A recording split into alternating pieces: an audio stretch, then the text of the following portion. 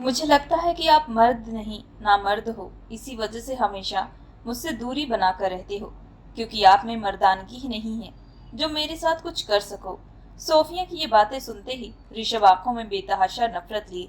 तुम्हारी इतनी हिम्मत कि तुम मेरे साथ इस तरीके की बात कर सको। ये कहते हुए ऋषभ सोफिया को बिस्तर पर धकेलता है। ऋषभ की हरकत पर सोफिया डर के मारे अपने कदम पीछे करते हुए, ये आप क्या कर रहे हैं? तभी ऋषभ अपनी शर्ट के बटन को तोड़ते हुए, वही जो करने के लिए तुमने मुझे मजबूर किया है, एक मर्द की मर्दानगी को ललकारा है। तभी सोफिया चिल्लाते हुए, आप अच्छे से जान रहे हैं कि मेरा मतलब वो नहीं था। मुझे आपसे प्यार चाहिए, ना कि कोई जबरदस्ती। हमारी शादी को पूरे 2 साल बीत चुके हैं, लेकिन इन 2 सालों में आज तक आप मेरे कभी करीब नहीं आए, और जब मैं आपके करीब आती हूँ तब आप कोई ना कोई बहाना बनाकर मुझसे दूरी बना लेते हैं। आखिर ये कब तक चलता रहेगा? ये कहते हुए सोफिया फूट फूट कर रोने लगती है। लेकिन इस वक्त ऋषभ पर सोफिया की बातों का कोई असर नहीं हो रहा था। वह अपने शर्ट के बटन को खोलकर दूसरी तरफ फेंकता है और सीधे सोफिया के ऊपर झुक जाता है। तभी सोफिया रोते हुए, आप ये क्या कर रहे हैं, पीछे हटे। ये कहते हुए वो अपनी आंखें नीचे झुका लेती है। तभी ऋषभ बेहद खतरनाक वॉइस में, किसी लड़की की हिम्मत नहीं जो मुझे नामर्द कह सके, और तुम हो कि मेरे सामने मुझे नामर्द कहकर पुकार रही हो। कब से तुम्हारी ये फिजूल की बातें सुन रहा था, लेकिन अब बर्दाश्त से ऊपर हो चुका है। अब तुम्हें पता चलेगा कि मैं मर्द हूँ या फिर नामर्द। ये कहते हुए ऋषभ की आंखें बेहद सर्द हो चुकी थी। तभी सोफिया रोते हुए, नहीं प्लीज छोड़े मुझे, मुझे ये सब नहीं चाहिए। ये कहते हुए वो सिसकियां मार मार कर रोने लगती है। तभी ऋषभ सोफिया का चेहरा अपने हाथों में पकड़ते हुए, आज तुम पीछे हटती हो तो सारी जिंदगी पछताओगी। फिर मत कहना कि तुम्हारे पति ने तुम्हें तुम्हारा हक नहीं दिया, क्योंकि मैं भी ये रोज रोज की बातें सुनकर थक चुका हूँ। अब जब मैं तुम्हारे करीब आऊंगा तो तुम्हें खुद मेरी मर्दानगी का भी पता चल जाएगा। इसके बाद तुम कभी भी मेरी मर्दानगी पर सवाल नहीं उठाओगी। ये कहते हुए ऋषभ उसके हाथों पर अपनी पकड़ मजबूत कर लेता है। तभी सोफिया अपने आप को छुड़ाते हुए, इसका मतलब आप मुझसे मोहब्बत नहीं करते, कहते हुए वह ऋषभ की आंखों में देख रही थी। तभी वह बात को आगे बढ़ाते हुए, शादी को पूरे 2 साल हो चुके हैं, कभी भी आपने मुझे एक पत्नी का हक नहीं दिया। इसका मतलब यह तो नहीं कि आपकी जिंदगी में कोई और लड़की है जिससे आप मोहब्बत करते हैं, इसी वजह से आप मेरे कभी करीब नहीं आए। सोफिया की ये बात सुनते ऋषभ कुछ गहरी सोच में डूब जाता है। आज से पूरे 5 साल पहले जब ऋषभ की मुलाकात जेनिफर से हुई थी, ऋषभ और जेनिफर एक ही कॉलेज में पढ़ते थे। पहली नजर में ऋषभ जेनिफर को अपना दिल दे चुका था, लेकिन दूसरी तरफ जेनिफर सिर्फ और सिर्फ अपनी पढ़ाई में ध्यान दिया करती थी। हालांकि कॉलेज के कई लड़के जेनिफर को अपनी गर्लफ्रेंड बनाना चाहते थे, लेकिन जेनिफर बाकी लड़कियों के मुकाबले बेहद अलग लड़की थी, जिसकी वजह से वह किसी लड़के के पर ध्यान भी नहीं देती। लेकिन तभी एक दिन जेनिफर अपनी सहेलियों के साथ एक पार्टी में गई थी, जहां पर कॉलेज के और भी लड़के शामिल थे। हालांकि जेनिफर इस पार्टी में नहीं आना चाहती थी, लेकिन अपनी दोस्त रीमा के कहने पर वह इस पार्टी में शामिल हो चुकी थी। पार्टी में जेनिफर ने लाल रंग की बेहद बॉडीकॉन सुंदर ड्रेस पहनी थी, जो उसकी खूबसूरती को और ज्यादा बढ़ा रही थी। रीमा और बाकी सारी लड़कियां स्टेज पर जब डांस कर रही थी, तब जेनिफर चुपचाप एक कोल्ड ड्रिंक का गिलास लेकर पीछे साइड टेबल पर बैठी हुई थी। उस वक्त उसका ध्यान सिर्फ और सिर्फ स्टेज पर जा रहा था, जहां पर उसकी सहेलियां खूब एंजॉय कर रही थी, जिसे देखकर उसके चेहरे पर एक बड़ी सी मुस्कुराहट आती है। तभी ठीक उसके बगल में एक लड़का, जिसका नाम शौर्य खन्ना था, वह खतरनाक वॉइस में, हाय ब्यूटीफुल गर्ल। उस लड़के की आवाज सुनते ही जेनिफर जैसे शौर्य की तरफ देखती है तो तुरंत उसे एक कदम की दूरी बना लेती है। जेनिफर अच्छे से जानती थी कि शौर्य कॉलेज का बेहद बदमाश लड़का है, जो आए दिन किसी न किसी लड़की को अपना निशाना जरूर बनाता था। जेनिफर बिना उसकी बात का जवाब दिए जैसे ही वहां से उठने वाली थी कि तभी शौर्य उसका हाथ कसकर पकड़ लेता है, जिसे देखते हुए जेनिफर, ये क्या हरकत है तुम्हारी, छोड़ो मेरा हाथ। तभी शौर्य चेहरे पर शैतानी मुस्कुराहट लिए, उफ तुम्हारी ये अदा, इसी अदा पर मैं फिदा हो चुका हूँ। ये कहते हुए वह जेनिफर के बेहद करीब आ जाता है और उसके चेहरे पर अपनी उंगलियां चलाते हुए, आखिर तुम कब तक मुझसे दूरी बनाती रहोगी? जेनिफर, मैं तुमसे सच्ची मोहब्बत करता हूँ, तुम्हें पाने के लिए काफी वक्त से तरस भी रहा हूँ। ये कहते हुए उसका हाथ पकड़कर उसे अपने बेहद करीब करता है। इस वक्त उसका एक हाथ जेनिफर की कमर पर था। जेनिफर अपने आप को छुड़ाने की कोशिश करते हुए अपने दोस्त लोगों को आवाज लगाने लगती है, लेकिन वहां पर म्यूजिक इतना तेज था कि जेनिफर की आवाज किसी को सुनाई भी नहीं दे रही थी। तभी शौर्य मौके का फायदा उठाते हुए जेनिफर के मुंह पर हाथ रखकर जबरदस्ती उसे होटल के कमरे में ले जाने लगता है। हालांकि इस वक्त जेनिफर अपने आप को छुड़ाने की पूरी कोशिश कर रही थी, लेकिन इस वक्त शौर्य ने उसे मजबूत तरीके से पकड़ा हुआ था। रूम नंबर 402 में एंटर करते ही शौर्य जेनिफर को बिस्तर पर धकेलता है और अपनी शर्ट के बटन को खोलते हुए, आज तुम्हें मुझसे कोई भी नहीं बचा पाएगा। ये कहती हुई वह जेनिफर के ऊपर झुकता है और जैसे जेनिफर की गर्दन पर अपने होठ टिकाने वाला था कि तभी पीछे से उसका पांव कोई घसीटता हुआ बिस्तर से नीचे धकेल देता है। इस हरकत को देखकर शौर्य बेहद बलाते हुए जैसे ही अपनी गर्दन घुमाकर सामने की तरफ नजर घुमाता है तो सामने खड़े शख्स को देखकर, तुम्हारी इतनी हिम्मत कि तुम मेरे साथ इस तरीके की हरकत करो, ये कहते हुए शौर्य खड़ा होता है। जैसे उस शख्स को मारने के लिए आगे बढ़ने ही वाला था कि तभी वह शख्स एक जोरदार पंच शौर्य खन्ना के चेहरे पर मारते हुए, तुम्हारी हिम्मत कैसी हुई जेनिफर को टच करने की, ये कहते हुए ऋषभ एक के बाद एक पंच शौर्य के मुंह पर मारना शुरू कर देता है। हालांकि बचाव के तौर पर शौर्य भी ऋषभ पर वार करता है, जिसके कारण ऋषभ की बाजू पर गहरी चोट आ जाती है। तभी शौर्य चिल्लाते हुए, जेनिफर सिर्फ मेरी है, उस पर मेरा हक है, ये कहते हुए ऋषभ वार करने वाला था कि ऋषभ एक झटके से उसे दूसरी तरफ फेंक देता है और गुस्से से चिल्लाते हुए, जेनिफर कोई खिलौना नहीं जिस पर तुम अपना हक जताओ। अगर एक लड़की की रजामंदी नहीं, बगैर उसकी इजाजत के उसे छूना भी नहीं चाहिए, ये कहते हुए ऋषभ गुस्से से शौर्य को पीटना शुरू कर देता है। दूसरी तरफ जेनिफर ये सारा माजरा देख रही थी। उसकी आंखों से बेतहाशा आंसू आ रहे थे। जिस शख्स के साथ उसने आज तक कभी भी अच्छे तरीके से बात नहीं की, आज वही शख्स उसकी मदद कर रहा था। यह देखते उसकी आंखें नम हो चुकी थी। कुछ देर के बाद शौर्य वही घायल होकर बेहोश हो जाता है। तभी ऋषभ अपने आप को संभालते हुए जेनिफर के पास जाता है। क्या तुम ठीक हो? ऋषभ की बात सुनते ही जेनिफर तुरंत उसके गले लग जाती है और फूट फूट कर रोने लगती है। उस दिन के बाद से ऋषभ और जेनिफर के बीच काफी गहरी दोस्ती बन चुकी थी। जेनिफर कॉलेज में अब ज्यादा से ज्यादा वक्त ऋषभ के साथ बिताया करती थी और फिर धीरे धीरे ये दोस्ती प्यार में भी तब्दील हो चुकी थी। ऋषभ तो पहले से ही जेनिफर से बेइंतहा मोहब्बत करता था, लेकिन अब जेनिफर भी ऋषभ से मोहब्बत करने लगी थी। ठीक कॉलेज खत्म होने के बाद जेनिफर और ऋषभ दोनों ही एक ही कंपनी में काम करने लगते हैं। हालांकि ऋषभ के पापा का कपड़ों का काफी बड़ा कारोबार भी था। वह हमेशा ऋषभ को यही कहा करते थे कि वह उनके साथ कारोबार में हाथ बटाए, लेकिन ऋषभ शुरू से ही अपने खुद के पैरों पर खड़ा होना चाहता था। इसी वजह से कॉलेज खत्म होने के बाद वह बड़ी सी कंपनी में काम करना शुरू कर दिया था। हालांकि वहां पर वह एक मैनेजर की पोस्ट पर था, जहां पर उसकी काफी अच्छी सैलरी भी थी। ऑफिस में काम करने की वजह से जेनिफर और ऋषभ का रिश्ता और भी ज्यादा गहरा होता जा रहा था। दोनों के बीच में मोहब्बत और भी बढ़ने लगी थी। इसी तरीके से पूरे 1 साल बाद ऋषभ ने जेनिफर के जन्मदिन पर उसे शादी के लिए प्रपोज कर दिया था। जेनिफर भी ऋषभ के साथ अपनी पूरी जिंदगी बिताना चाहती थी। इसी वजह से उसने भी खुशी खुशी ऋषभ के प्रपोज को एक्सेप्ट कर लिया। दोनों ने अपनी शादी को लेकर कई सारे ख्वाब देखने भी शुरू कर दिए थे। लेकिन तभी कुछ दिनों के बाद ऋषभ को ये खबर मालूम पता चलती है कि जल्द ही उसके बड़े भाई की शादी होने वाली है, जिसकी वजह से उसे वापस मुंबई आना पड़ेगा। ऋषभ अपने भाई से बेइंतहा मोहब्बत करता था। उसने सोचा क्यों ना भाई की शादी के साथ साथ वो अपनी शादी के बारे में भी घर जाकर अनाउंस कर दे कि वह जेनिफर से शादी करने वाला है। यही सोचकर ऋषभ जेनिफर को 1 हफ्ते तक वापस आने की उम्मीद देकर मुंबई वापस लौट जाता है। इतने वक्त के बाद घर वालों से मुलाकात होते हुए ऋषभ बेहद खुश था और साथ ही साथ उसके बड़े भाई की शादी होने वाली है, इस बात से तो उसकी खुशी का कोई ठिकाना नहीं था। अपने माता पिता के साथ वह शादी की तैयारियों में बिजी हो जाता है। उसने सोचा कि एक बार भाई की शादी हो जाए, उसके बाद वह जेनिफर के बारे में घर वालों को बता देगा।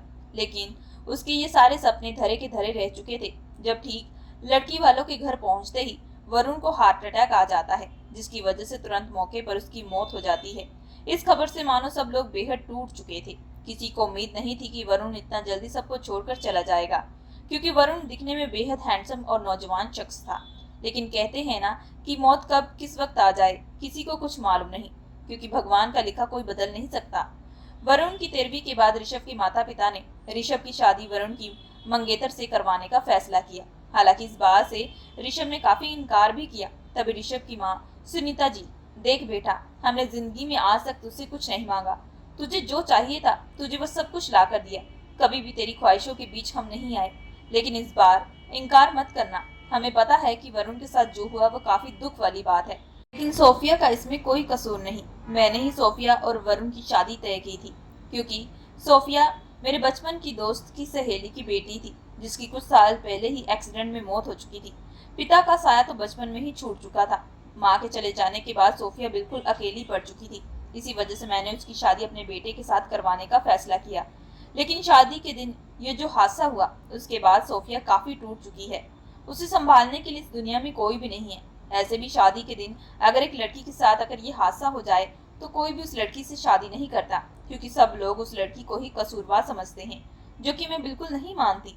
वरुण के साथ जो हुआ वह कुदरत का खेल था। शायद ऊपर वाले को मंजूर नहीं था कि मेरा बड़ा बेटा और जिंदगी जिए। ये कहते हुए उनकी आंखें नम हो चुकी थी। वह अपने हाथ आगे जोड़ते हुए इसी वजह से आज अपने माँ बाप की लाज रख ले और सोफिया से शादी कर ले। इस बात को सुनकर ऋषभ बेहद टूट चुका था। एक तरफ जेनिफर थी तो दूसरी तरफ अब उसका परिवार, जिसमें उसे एक को चुनना था। ऋषभ के दिल दिमाग में सिर्फ जेनिफर ही आ रही थी। वह किसी भी हालत में जेनिफर को नहीं छोड़ना चाहता था। तभी वह आगे बढ़ते हुए, मुझे माफ कर दीजिए लेकिन मैं सोफिया से शादी नहीं कर सकता। ये कहते हुए वह जैसे ही कमरे से बाहर कदम बढ़ाने वाला था कि तभी सुनीता जी, तो ठीक है, तेरा अगर आखिरी फैसला है तो मेरा भी आखिरी फैसला सुन ले। अगर तूने सोफिया से शादी ना की तो मैं खुद अपनी जान ले लूंगी। इस बात को सुनते ही ऋषभ बेहद हैरान रह चुका था। उसे बिल्कुल उम्मीद नहीं थी कि उसकी माँ उसके सामने ये हालात खड़े करेगी। अपनी खुद की खुशियों की खातिर बिल्कुल भी नहीं चाहता था कि उसके माँ बाप को कोई तकलीफ पहुंचे। इसी वजह से दिल पर पत्थर रखकर, ठीक है, मैं सोफिया से शादी करने के लिए तैयार हूँ। इस बात को सुनते सुनीता जी बेहद खुश हो जाती हैं और फिर दूसरे दिन सोफिया और ऋषभ की शादी करवा देती हैं। शादी हो जाने के बाद ऋषभ तो बेहद टूट चुका था। उसमें बिल्कुल भी हिम्मत नहीं थी कि वह जेनिफर से जाकर बात करे और उसे ये बता सके कि अब वो किसी और का हो चुका है। ये सोचते सोचते अब रात के 2 बज चुके थे जब ऋषभ गार्डन एरिया में बैठा हुआ था। उसकी आंखों से बस लगातार आंसू बह रहे थे। शादी को लेकर उसने जितने भी सपने देखे थे अब वह टूट चुके थे। दूसरी तरफ सोफिया दुल्हन का जोड़ा पहने हुए बिस्तर पर बैठी हुई थी और ऋषभ के आने का इंतजार कर रही थी। उसे भी पता था कि उसकी शादी किन हालातों में हुई है, लेकिन अब ऋषभ की वह पत्नी थी। इसी वजह से वह बिस्तर पर बैठी ऋषभ का आने का इंतजार कर रही थी। लेकिन इंतजार करते करते कब उसकी आंख लग चुकी उसे कुछ मालूम नहीं। सुबह जैसे ही आंख खुली तो उसने अपने आप को दुल्हन के जोड़े में देखा। अभी उसे याद आया कि रात भर ऋषभ कमरे में ही नहीं आया। उसका दिल किया कि वह जाए और पता लगाए कि ऋषभ इस वक्त कहाँ है, लेकिन इतनी इसमें हिम्मत बिल्कुल भी नहीं थी। इसी वजह से वह फ्रेश होकर नीचे हॉल में चली जाती है और नई बहू होने का फर्ज निभाने लगती है। दूसरी तरफ ऋषभ दोबारा काम के लिए जैसे दूसरे शहर जाने वाला था तब उसके माता पिता जोर करते हैं कि वो उस कंपनी को छोड़कर अपने खुद के पापा के कारोबार को आगे बढ़ाए और यही पहला उसका फर्ज है। अब ना चाहते हुए भी ऋषभ के पास कोई रास्ता नहीं था। उसने सोच लिया था कि वह कैसे भी करके जेनिफर से जाकर एक बार बात करेगा और उसे सारी हकीकत बताएगा। ये सोचकर वह वापस दूसरे शहर गया जहाँ पर जेनिफर उसके आने का इंतजार कर रही थी। आज पूरे 10 दिन के बाद ऋषभ और जेनिफर एक दूसरे के आमने सामने थे। जेनिफर ने अपनी और ऋषभ की शादी की तैयारियां शुरू कर ली थी। इस बात को सुनकर ऋषभ बेहद हैरान रह चुका था। वह आंखें नम करते हुए, जेनिफर, मैं तुमसे शादी नहीं कर सकता। ये सुनते जेनिफर, मुझे पता है कि तुम मुझसे मजाक कर रहे हो, तुम मेरे बिना कभी भी नहीं रह सकते। ये कहते हुए जेनिफर अपनी शादी में पहनने के लिए लहंगा कौन सा लेना है इसके बारे में डिस्कस करने लगती है। तभी ऋषभ जेनिफर से दूर होते हुए, होश में आओ जेनिफर, मैं जो तुम्हें कह रहा हूँ वो सच कह रहा हूँ। मैं तुमसे शादी नहीं कर सकता क्योंकि मेरी शादी हो चुकी है। इस बात को सुनते ही जेनिफर हैरान भरी नजरों से ऋषभ को देख रही थी। उसकी आंखों से आंसू की धारा बहने लगी थी। तभी वह आगे बढ़ते हुए, ये कैसे हुआ और कब हुआ? तुमने तो मुझे कहा था कि तुम हमारी शादी की बात करने के लिए जा रहे हो। क्या तुमने वहां जाकर किसी और से शादी कर ली? तुमने मुझे धोखा दिया। तुम मुझे धोखा कैसे दे सकते हो? ये कहते हुए जेनिफर चीख चीख कर चिल्लाने लगती है। ऋषभ जेनिफर को संभालते हुए, मैंने तुम्हें धोखा नहीं दिया जेनिफर, मेरी मजबूरी थी, मेरे पास कोई रास्ता नहीं था। ये कहते हुए ऋषभ जेनिफर को मुंबई पहुंचने के बाद उसके साथ जो कुछ हुआ वह सब कुछ बता देता है। जिसे सुनते ही जेनिफर, तो मेरी इसमें क्या गलती थी जो तुमने मुझे उम्मीदें देकर किसी और से शादी कर ली? मेरे बारे में क्यों नहीं सोचा? जब मुझे पता चलेगा तो मुझ पर क्या बीतेगी? ये कहते हुए जेनिफर सिसकियां मार मार कर रोने लगती है। वह रात ऋषभ जेनिफर से काफी माफी भी मांगता है, लेकिन जेनिफर उसे माफ नहीं करती और हमेशा हमेशा के लिए अपने माँ बाप के पास चली जाती है, क्योंकि उसे पता था कि अब उसका यहाँ पर कोई भी नहीं है। जेनिफर के जाने के बाद ऋषभ काफी टूट चुका था। वह वापस मुंबई आकर अपने पिता के कारोबार को हैंडल कर लिया था। सोफिया को कभी भी एक पत्नी का वह दर्जा नहीं दिया। तभी सोफिया ऋषभ के कंधों को हिलाते हुए, आप कहाँ खो गए? कब से मैं आपको आवाज लगा रही हूँ। ये कहती हुए सोफिया ऋषभ की तरफ हैरान भरी नजरों से देख रही थी। तभी ऋषभ होश में आते हुए तुरंत सोफिया से दूर हो जाता है और अपनी शर्ट को पहनना शुरू कर देता है। अचानक ऋषभ की हरकत देखकर सोफिया, तो इसका मतलब मैंने जो कहा वह सच है। लेकिन इस वक्त ऋषभ सोफिया की बातों का कोई जवाब नहीं देता और जैसे ही आगे बढ़ने वाला था कि तभी सोफिया ऋषभ का हाथ पकड़ते हुए, आप मेरी बात का जवाब क्यों नहीं दे रहे? क्या आपकी जिंदगी में कोई और लड़की है? ये कहते हुए उसकी आंखों में हैरान भरी नजरों से देख रही थी। तभी ऋषभ उसे अपना हाथ छुड़ाते हुए, अगर होगी भी तो तुम क्या ही कर लोगी, क्योंकि अब तो कुछ हो भी नहीं सकता। इसी वजह से इन फिजूल की बातों में मेरा वक्त जाया मत करो। ये कहते हुए उसे झंझोरता हुआ सीधा कमरे से बाहर चला जाता है। ऋषभ के जाते सोफिया घुटनों के बल गिर कर फूट फूट कर रोने लगती है। आखिर आप मेरे साथ ये क्यों कर रहे हैं? शादी के पूरे 2 साल हो चुके हैं, लेकिन मुझे आज तक मेरे खुद के पति का प्यार नहीं मिला। बचपन में पहले पिता छोड़कर जा चुके थे, फिर माँ, और फिर जिससे शादी होने वाली थी वह मुझे छोड़कर चला गया।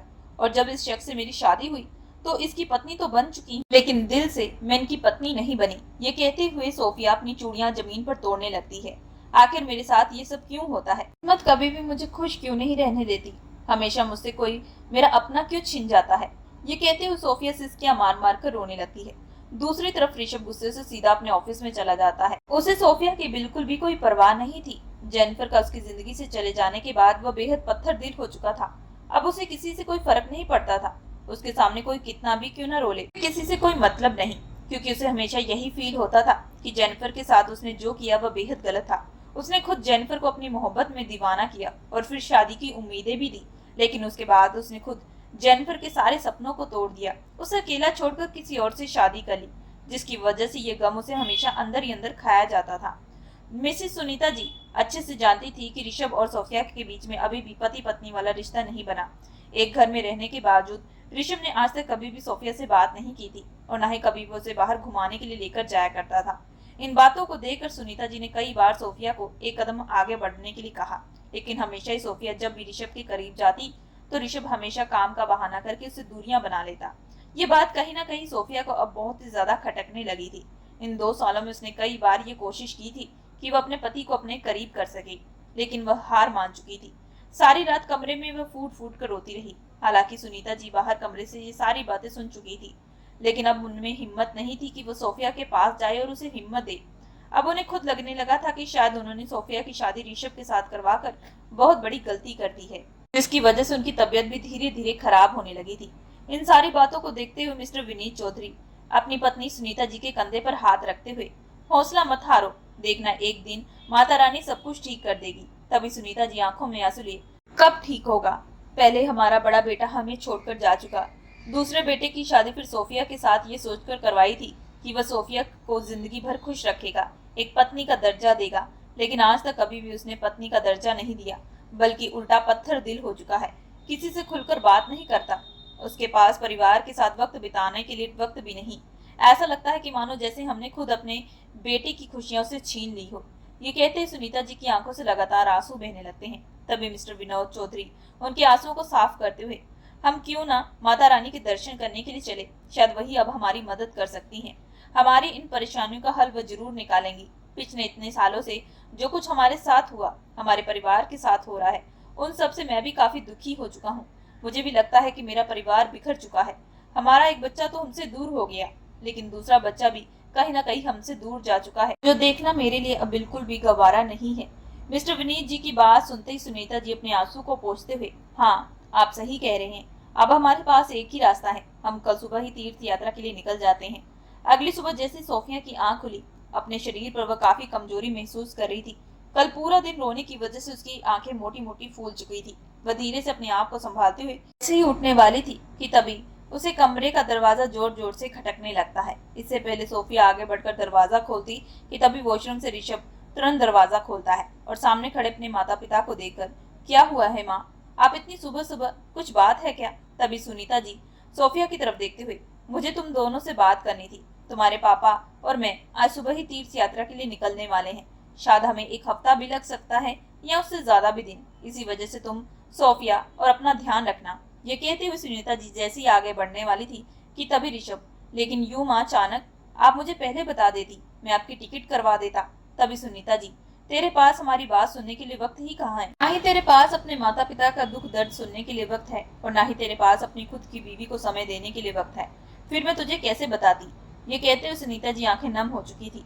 वह ऋषभ की तरफ देख रही थी। तभी ऋषभ आगे बढ़ते हुए, माँ आप ये कैसी बातें कर रहे हैं? आज तक आपने मुझे जो कहा मैंने आपके लिए वो सब कुछ किया है। इसके आगे ऋषभ कुछ कहता कि तभी सुनीता जी, मुझे पता है मैंने जो कहा तूने वो किया, लेकिन इसके आगे तू कभी बढ़ा ही नहीं। शादी कही तूने कर ली, लेकिन कभी भी अपनी पत्नी को वक्त नहीं दिया। बिजनेस संभालने के लिए कहा तो तूने बिजनेस तो संभाल लिया, लेकिन तूने कभी भी अपने परिवार को नहीं देखा, अपने माता पिता को नहीं देखा। वह भी अपना एक बड़ा बेटा खो चुके हैं। अब उनकी सारी उम्मीदें उनका छोटा बेटा था। लेकिन छोटा बेटा, उसके पास तो वक्त ही नहीं कि वह अपने माता पिता से उनका हालचाल पूछ सके। लेकिन खैर, तेरे पास वो वक्त भी नहीं। मुझे तो अफसोस हो रहा है कि मैं तेरी शादी सोफिया के साथ करवा दी।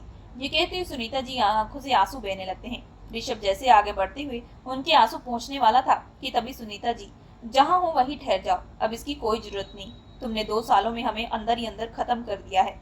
यह कहते हुए सुनीता जी की नजर सोफिया की तरफ जाती है। तभी सुनीता जी सोफिया की तरफ बढ़ते हुए, मेरी बेटी, माफ कर दो मुझे।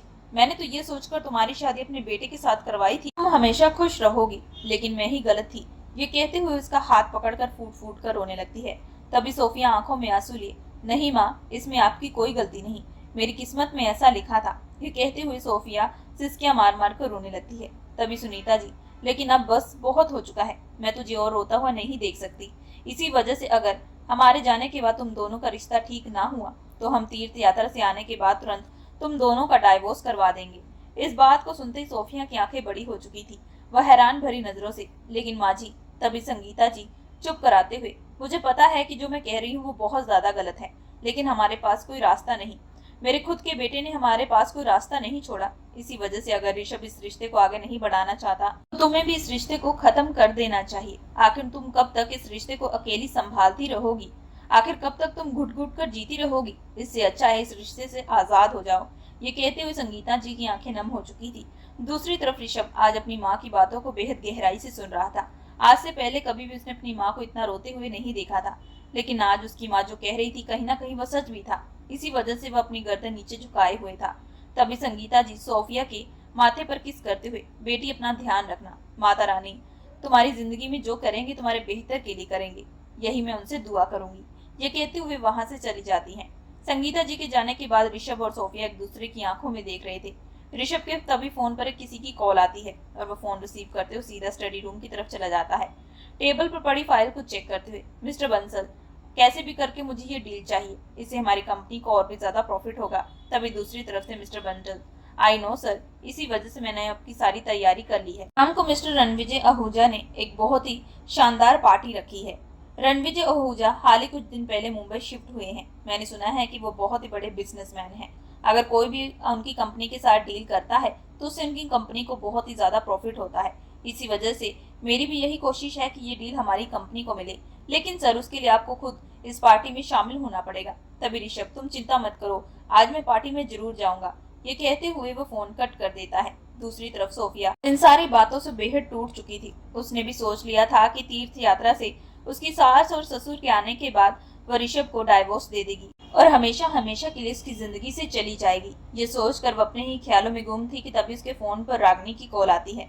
तभी सोफिया फोन की तरफ देखते हुए, रागनी की इस वक्त कॉल, ये सोचते हुए तुरंत फोन रिसीव करती है। रागनी और सोफिया दोनों ही बचपन की सहेलियां थी। रागनी की शादी बहुत साल पहले हो चुकी थी। हालांकि दोनों शादी होने के बाद एक दूसरे से कभी कभार बात किया करती थी। जब रागनी का पति दूसरे शहर में शिफ्ट हो चुका था तब उन दोनों के बीच बातचीत कम हो चुकी थी, लेकिन आज इतने वक्त के बाद एक दूसरे से बात करके दोनों सहेलियां काफी खुश थी। तभी रागनी उसे बताती है कि वह हाल ही कुछ दिन पहले मुंबई शिफ्ट हुई है। ये सुनते ही सोफिया को डर था कि कहीं रागनी उसे मिलने के लिए यहाँ आने की बात ना करे। सोफिया यही सोच रही थी कि तभी रागनी, अब मुझे जल्दी से जल्दी अपने घर का एड्रेस भेज, आज मैं तुमसे मिलने के लिए आने वाली हूँ। ये बात को सुनते सोफिया हट बढ़ाते हुए, रागनी, क्या नहीं, मैं तुमसे मिलने के लिए ना हूँ? सोफिया बात को ठीक करते हुए, अरे नहीं, मेरा वो मतलब नहीं था। तू यहाँ पर नई नई आई है, यहाँ के रास्तों के बारे में तुझे पता नहीं होगा। इससे अच्छा है कि तू मुझे अपना एड्रेस दे दे, मैं तेरे पास खुद मिलने के लिए चली आऊंगी। सोफिया की बात सुनते रागनी, हाँ ये भी बात ठीक है, मैं तुझे अभी एड्रेस सेंड करती हूँ। ये कहते हुए रागनी फोन कट कर देती है। सोफिया नहीं चाहती थी कि रागनी उसके ससुराल आए और रागनी को उसके और ऋषभ के रिश्ते के बारे में मालूम पता चले। वह ऋषभ के व्यवहार से कोई भी इंसान अच्छे से समझ सकता था कि उन दोनों के बीच में पति पत्नी वाला रिश्ता नहीं है। कुछ देर के बाद सोफिया फ्रेश होकर जैसे तैयार होकर बाहर निकलने वाली थी कि तभी ऋषभ आगे बढ़ते हुए, तुम कहाँ जा रही हो? आज पहली बार ऋषभ सोफिया से ये सवाल कर रहा था। तभी सोफिया बिना ऋषभ को देखते हुए, मैं कहाँ जा रही हूँ इससे आपको क्या मतलब? ये कहते हुए वो सीधा बाहर चली जाती है। सोफिया का ये जवाब सुनते ऋषभ अपने हाथों की मुट्ठी बनाते हुए, मुझे भी कोई शौक नहीं इससे पूछने का, बस माँ ने जिम्मेदारी दी है, कुछ कहता कि तभी फोन पर कॉल आना शुरू हो जाता है, जिसे देखते हुए तुरंत कमरे की तरफ कदम बढ़ा देता है। आधे घंटे के बाद सोफिया रागनी के फार्म हाउस पहुंच जाती है। सालों के बाद वो अपनी सहेली से मिलने वाली थी, ये सोचकर वो बेहद खुश थी और जैसे दरवाजे का डोरबेल बजाती है तो सामने से रागनी दरवाजा खोलती है। दोनों इतने सालों के बाद एक दूसरे के गले लगकर बेहद खुश हो जाती हैं। जैसे ही रागनी की नजर सोफिया के चेहरे की तरफ जाती है, जिसे देखकर साफ पता चल रहा था कि सोफिया काफी ज्यादा रोई है।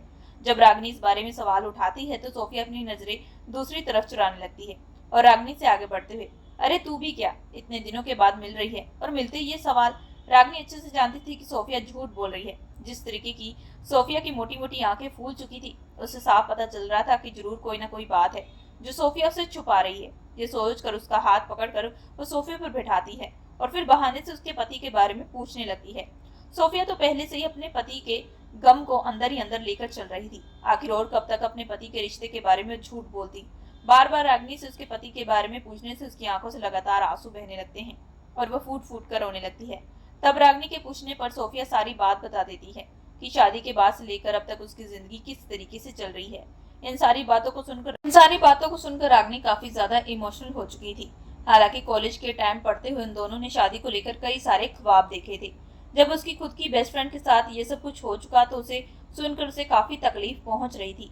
सोफिया को संभालते हुए, तूने जितना मुझे बताया है सुनकर मुझे भी यही लग रहा है कि तेरी जो सास कह रही है वह सही है। आखिर तू कब तक इस रिश्ते को संभालती रहेगी? जिस रिश्ते में प्यार ना हो, मोहब्बत ना हो, परवाह ना हो, उस रिश्ते से निकल जाना बेहतर है। वैसे भी तेरी सास तुझसे बहुत प्यार करती है और वह कभी भी तेरे लिए गलत फैसला नहीं लेगी, क्योंकि उन्होंने खुद तुझे अपने घर की बहू बनाया था। रागनी काफी देर बाद सोफिया को समझाती है और उसे मोटिवेट करती है कि वो उस रिश्ते से बाहर निकले और जिसकी शुरुआत उसे आज से ही कर लेनी चाहिए। इस बात को सुनते सोफिया हैरान भरी नजरों से, क्या मतलब है तुम्हारा? तभी रागनी, मतलब यही कि तेरे सास ससुर तो तीर्थ यात्रा पर गए हैं, अब तू उस घर में अकेली रहकर क्या करेगी? इससे अच्छा यही है कि तू मेरे पास यहीं पर रहे। तभी सोफिया, नहीं, तू अभी भी यहाँ पर नई नई शिफ्ट हुई है, मैं अगर यहाँ पर रहती तो तेरे पति। तभी रागनी से चुप कराते हुए, तू मेरे पति को नहीं जानती, मेरे पति काफी अच्छे इंसान हैं। आज तक उन्होंने कभी भी मुझे कोई चीज के लिए इनकार नहीं किया। वो मुझसे बेनतहा मोहब्बत करते हैं। तुम सब बातों के बारे में मत सोच, जल्दी से जल्दी तैयार हो जा, क्योंकि शाम को यहाँ पर एक बहुत बड़ी पार्टी रखी गई है। तू यहाँ पर है तो तुझे भी इस पार्टी में शामिल होना पड़ेगा। ये कहते हुए सोफिया के पास अब ना करने का कोई रास्ता नहीं था। ठीक शाम को 8 बजे ऋषभ हाथों में एक ड्रिंक का गिलास लिए, मिस्टर बंसल, ये मिस्टर रणविजय मल्होत्रा कब पार्टी में आएंगे? हमें पार्टी में बुलाकर ये तो कहीं गायब है। तभी मिस्टर बंसल ड्रिंक का एक सिप लेते हुए, पेशेंट रखें, रणविजय मल्होत्रा आते ही होंगे। वह ठीक अपने टाइम के पक्के हैं। आज तक वह कभी भी कोई मीटिंग में लेट नहीं पहुंचे। वैसे भी पार्टी को शुरू होने में सिर्फ 2 मिनट ही पड़े हैं। अब धीरे धीरे पार्टी में आए हुए सारे लोगों में क्यूरियोसिटी बढ़ने लगती है कि रणविजय मल्होत्रा कब आएंगे। उनके नाम से ही चर्चे दुनिया भर में मशहूर थे, जिसकी वजह से सब लोग आपस में बात करनी शुरू हो जाती है। ठीक पूरे 8 बजे रणविजय मल्होत्रा सबके सामने आते हैं। सबकी निगाहें इस वक्त रणविजय मल्होत्रा पर थी। उसने ब्लैक कलर का कोट पैंट पहना था। वो बेहद हैंडसम लग रहा था। तभी 10 मिनट की वह स्पीच देता है, जिसमें आखिरी लाइन थी, इस मुकाम तक पहुंचने वाली सिर्फ और सिर्फ मेरी पत्नी है, जिसने मेरा जिंदगी भर साथ दिया है, कभी भी पूरे वक्त पर मेरा साथ नहीं छोड़ा। So everyone meet my wife. ये कहते हुए वह सीढ़ियों की तरफ इशारा करता है, जहाँ पर स्पॉटलाइट पर रागनी बेहद रेड कलर की साड़ी पहने हुए नीचे उतर रही थी। सबका ध्यान रागनी की तरफ था, लेकिन तभी दूसरी तरफ से ऋषभ हैरान भरी नजरों से, यहाँ पर ये क्या कर रही है? ये कहते हुए वह आगे की तरफ बढ़ने लगता है। तभी मिस्टर बंसल ऋषभ का हाथ पकड़ते हुए, ये क्या कर रहे हैं ऋषभ सर? मानता हूँ कि रागनी मैम बहुत ज्यादा ब्यूटीफुल है। इस वक्त अगर आप उनकी तरफ ऐसी निगाहों से देखेंगे ना, तो पक्का रणविजय मल्होत्रा हमें ये डील बिल्कुल नहीं देंगे। इसी वजह से अपने जज्बातों पर कंट्रोल करें। मिस्टर बंसल की आवाज सुनते ही ऋषभ गुस्से से अपना एक पैर बंसल के पैर पर मारते हुए, शट अप मिस्टर बंसल, आपको मैं क्या ऐसा इंसान लगता हूँ? तभी मिस्टर बंसल, तो सर आप ऐसे क्यों आगे बढ़ते जा रहे थे? मिस्टर बंसल की बात सुनते ही ऋषभ की नजर रागनी के साथ खड़ी उस लड़की पर जाती है, जिसने इस वक्त बेहद व्हाइट कलर की एक सुंदर बॉडीकॉन ड्रेस पहनी थी। इस वक्त उसके कर्ली बाल उसकी खूबसूरती को और भी ज्यादा बढ़ा रहे थे। ऋषभ बार बार उस लड़की की तरफ देख रहा था। सबसे मुलाकात करने के बाद जैसे ही ऋषभ रागनी के पास जाता है, तो ठीक उसके बगल में खड़ी सोफिया अपने सामने देखकर वह बेहद हैरान रह जाती है। उसके माथे से पसीने छूटने लगते हैं, जिसे देखते हुए रागनी, सोफिया तुम ठीक तो हो ना? तभी सोफिया धीरे से उसके कान में ऋषभ के बारे में बताती है, जिसे सुनते ही रागनी आंखें बड़ी करती है। तो ये है इसका पति ऋषभ, जिसने आज तक सिर्फ और सिर्फ मेरी दोस्त को तकलीफ दी है, लेकिन अब इस ऋषभ को इसका हर्जाना तो भुगतना पड़ेगा। ये कहते हुए रागनी वहां से चली जाती है। दूसरी तरफ सोफिया जैसे आगे बढ़ने वाली थी कि तभी ऋषभ उसका रास्ता रोकते हुए, तुम इस पार्टी में आने वाली हो, तुमने मुझे नहीं बताया। तभी सोफिया, आप इस पार्टी में आने वाले हैं, क्या आपने मुझे बताया? सोफिया की बात सुनते ऋषभ चुप हो जाता है। तभी कुछ देर के बाद, इसका मतलब रागिनी तुम्हारी दोस्त है?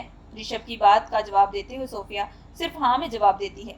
सोफिया ऋषभ के चेहरे की तरफ बिल्कुल भी नहीं देख रही थी, लेकिन ऋषभ का ध्यान इस वक्त सिर्फ और सिर्फ सोफिया पर था। वह सोफिया के चेहरे की तरफ देख रहा था। आज जिंदगी में पहली बार ऋषभ सोफिया को ऐसी निगाहों से देख रहा था जिसे ना चाहते हुए भी वो अपनी नजरें नहीं चुरा पा रहा था। दूसरी तरफ बेहद एक रोमांटिक म्यूजिक बजना स्टार्ट हो जाता है और सभी एक दूसरे का हाथ पकड़कर कपल डांस करना शुरू कर देते हैं। लेकिन जैसे सोफिया आगे बढ़ने वाली थी कि तभी एक शख्स सोफिया के आगे अपना हाथ बढ़ाते हुए, कैन यू डांस विद मी?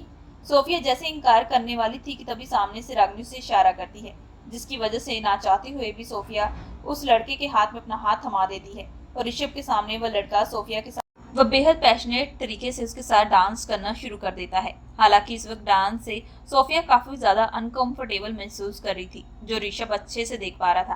तभी वह अपना चेहरा दूसरी तरफ करते हुए, मैं बार बार सोफिया की तरफ क्यों देख रहा हूँ?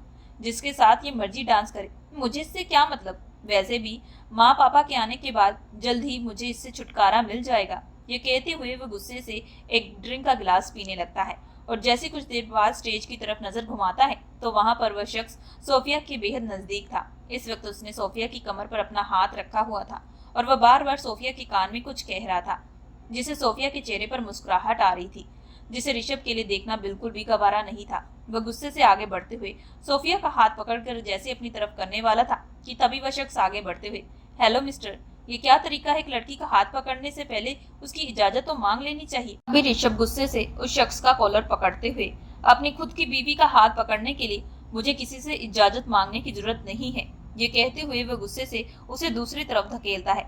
ऋषभ के एक जोरदार धक्के से वह शख्स दूसरी तरफ जा गिरता है, जिससे सब लोग उन दोनों की तरफ देखने लगते हैं। मिस्टर बंसल आगे बढ़ते हुए, ये क्या कर रहे हैं सर? आपको पता है ना ये डील हमें चाहिए, तो आप ये सब। मिस्टर बंसल की बात सुनते ऋषभ गुस्से से अपनी नजर मिस्टर बंसल की तरफ घुमाता है, जिसे देखते हुए मिस्टर बंसल डर के मारे पीछे हट जाते हैं। दूसरी तरफ सोफिया ऋषभ की इस हरकत देखकर बेहद हैरान रह चुकी थी। इससे पहले वो कोई सवाल करती कि तभी ऋषभ उसका हाथ पकड़कर खींचते उसे पार्टी से बाहर ले जाता है। सोफिया अपना हाथ छुड़ाते हुए, छोड़ो मुझे, ये क्या तरीका है? आपको पता भी है कि आपने वहां पर क्या हरकत की है?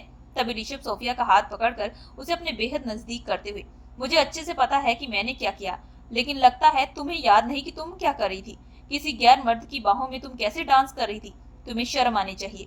ऋषभ की बात का जवाब देते हुए सोफिया, मुझे किस बात की शर्म आनी चाहिए? वैसे भी मेरा और आपका रिश्ता तो खत्म होने वाला है, जिसकी शुरुआत आज से क्यों न की जाए।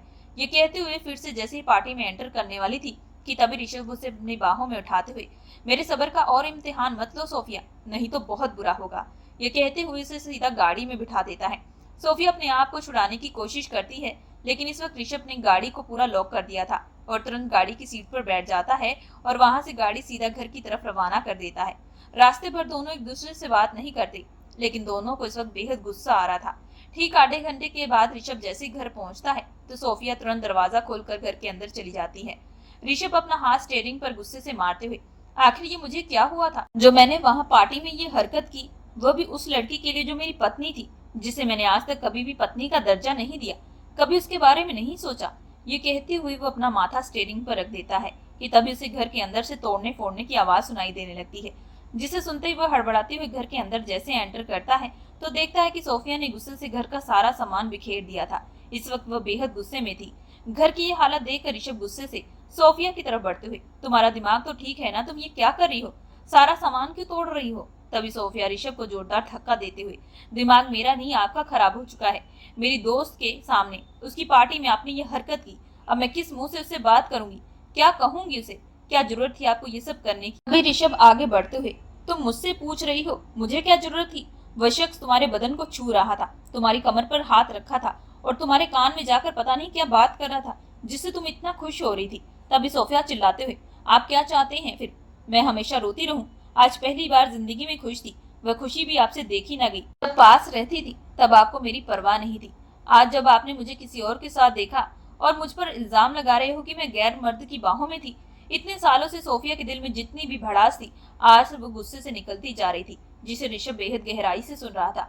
लेकिन उसके पास खुद हिम्मत नहीं थी कि अब वह सोफिया को कोई बात का जवाब दे, क्योंकि जो भी सोफिया कह रही थी वो वाकई सच था। उसे कभी भी सोफिया की परवाह नहीं थी, लेकिन आज उसे किसी और की बाहों में देखकर उसे बेहद गुस्सा आ रहा था और वह गुस्से को कंट्रोल कर ना सका। सोफिया हार पछताकर सीधा अपने कमरे में चली जाती है और अपने कमरे को लॉक कर लेती है। दूसरी तरफ ऋषभ को अपनी गलती का एहसास हो चुका था कि उसने पार्टी में यह हरकत करके कितनी बड़ी गलती कर दी है। वह सोफिया से माफी मांगना चाहता था। इसी वजह से जैसी सुबह सोफिया के कमरे की तरफ जाने वाला था कि तभी सोफिया किसी से बात करते हुए कमरे से बाहर निकल रही थी। ऋषभ उसे पीछे से आवाज लगाता हुआ जैसे दरवाजे के बाहर पहुंचता है कि तभी सामने खड़े शख्स को देखकर उसका चेहरा पूरा लाल हो चुका था, क्योंकि सामने खड़ा शख्स कोई और नहीं, कल रात पार्टी में जो सोफिया के साथ अपनी नजदीकियां बढ़ा रहा था वह शख्स खड़ा था, जिसका नाम समीर था। सोफिया भी बड़े प्यार से उसे बात करी थी। इससे पहले वह शख्स चाबी ऑन करते हुए जैसे आगे बढ़ने वाला था कि तभी ऋषभ गुस्से से दहाड़ते हुए, तेरी इतनी हिम्मत की कल रात के बाद तू आज फिर मेरे सामने है, लगता है कल रात की मार भूल चुका है। तभी वह शख्स जिसका नाम समीर आहूजा था वह बेहद खतरनाक वॉइस में, भूला तो मैं कुछ भी नहीं हूँ और उस बेइज्जती का बदला तो मैं तुझसे जरूर लूंगा, लेकिन अभी मेरे पास इससे भी कई ज्यादा इम्पोर्टेंट है। यह कहते हुए वो सोफिया की तरफ नजर घुमाता है। ऋषभ की नजर जैसी सोफिया पर जाती है तो वह गुस्से से, जल्दी से इसकी बाइक से नीचे उतरो। तभी सोफिया, आपका दिमाग तो ठीक है ना, आप मुझे कैसे रोक सकते हैं, आपका कोई हक नहीं। ये कहते हुए सोफिया उसके और उसके रिश्ते की हकीकत उसे याद दिलाती है, जिसे सुनकर ऋषभ एक बार फिर से चुप हो जाता है।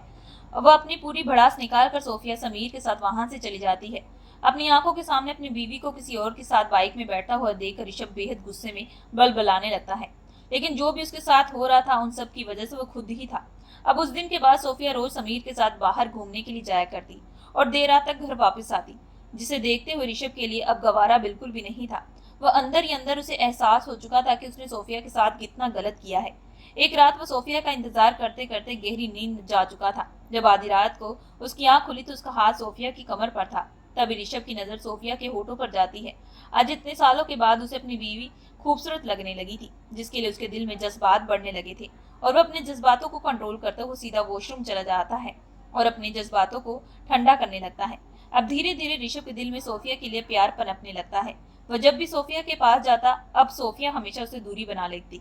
वह ज्यादा से ज्यादा वक्त अब समीर को दिया करती थी।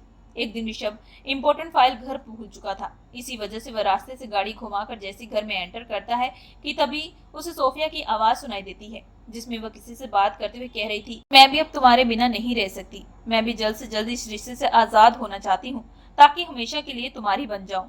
उस दिन ऋषभ ये सारी बातें सुनकर बेहद गुस्से में आ जाता है। तभी वह अपने मन में, आखिर मैं इतना ये सब बर्दाश्त क्यों कर रहा हूँ, यह मेरी पत्नी है, वह किसी और के साथ कैसे मोहब्बत कर सकती है। ये कहते हुए वह तुरंत तेज कदम बढ़ाते हुए कमरे में एंटर करता है। तभी सोफिया हड़बड़ाते हुए फोन कट कर देती है। सोफिया इसके आगे कुछ कहती कि तभी ऋषभ उसे दीवार के साथ लगाते हुए, तुम शायद भूल रही हो कि तुम अब भी मेरी पत्नी हो, हमारा डाइवोर्स नहीं हुआ जो तुम किसी और के साथ अपना इश्क चलाओ। तभी सोफिया ऋषभ को दूसरी तरफ धकेलते हुए, तो शायद आप भी भूल रहे हैं, इन 2 सालों में हमारे बीच आज तक कभी भी कोई पति पत्नी वाला रिश्ता नहीं बना। उस हिसाब से मैं इन सब चीजों के बारे में क्यों सोचूं? मेरा जहां मन होगा, जिसके साथ होगा, मैं उसी के साथ बात करूंगी। इसके लिए आपको बीच में इंटरफेयर करने की जरूरत नहीं है। ये कहते हुए सोफिया जैसे आगे बढ़ने वाली थी कि तभी ऋषभ उसे बिस्तर पर धकेलते हुए, बहुत हो चुका है, ये रोज रोज की बातें सुन चुका हूँ। ये कहते हुए वह अपने शर्ट के बटन तोड़ना शुरू कर देता है। तभी सोफिया अपने कदम पीछे बढ़ाते हुए, आप ये क्या कर रहे हैं? तभी ऋषभ, 2 सालों की दूरियों को खत्म कर रहा हूँ, तुम कैसे किसी और के पास जाने के बारे में सोच सकती हो। ये कहते हुए वो पलक झपकते ही सोफिया के ऊपर आ जाता है और बिना देखे सोफिया को पैशनेट किस करना स्टार्ट कर देता है। शुरू शुरू में सोफिया से दूर करने की कोशिश करती है, लेकिन फिर हार पछताकर वह धीरे धीरे उसमें मदहोश होने लगती है। आखिरकार पूरे 2 साल के बाद ऋषभ सोफिया के साथ अपनी नजदीकियां बढ़ा रहा था।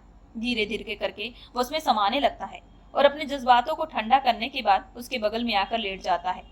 कुछ देर के बाद वो उसके बालों में अपनी उंगलियां चलाते हुए, अब मैं देखता हूँ कि तुम कैसे मुझे छोड़कर किसी और के पास जा सकती हो। पहली बार सोफिया अपने पति ऋषभ के मुंह से ये सारी बातें सुन रही थी। इन बातों को सुनकर उसे खुशी महसूस हो रही थी, लेकिन वह जाहिर बिल्कुल भी नहीं करना चाहती थी। वह अपना चेहरा दूसरी तरफ करते हुए, तो इसका मतलब आप मुझे बस किसी और के पास जाने से रोकना चाहते थे, इसी वजह से आपने ये सब किया, मतलब कि आप मुझसे मोहब्बत नहीं करते।